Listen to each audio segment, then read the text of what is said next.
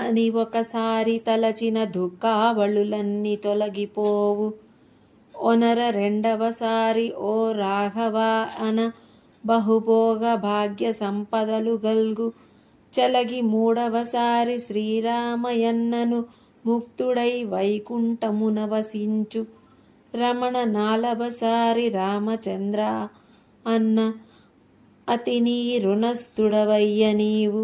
అల్ప సంతోష సులభుడవగుదువయ్య ఏలమి ఆజీవ పర్యంత అరయమిమ్ము.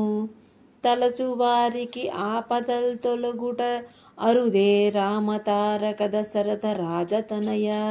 భావం: ఓ రాఘవ అని ఒకసారి తలుచుకున్న మాత్రమున దుఃఖ సమూహములన్నీ తొలగిపోవును. రెండవసారి రాఘవ అని స్మరించిన మాత్రమే అనంత భోగ భాగ్య సంపదలు కలుగును. ముచ్చటగా మూడవసారి శ్రీరామ అన్నచో ముక్తి పొంది వైకుంఠము చేరును. ప్రేమతో నాలుగవసారి శ్రీరామచంద్ర అనగానే నీవు ఆ పిలచిన వానికి రుణపడి ఉంటావు. శ్రీరామ, నీవు ఎంత అల్ప సంతోషివి, భక్త సులభుడవు గదా.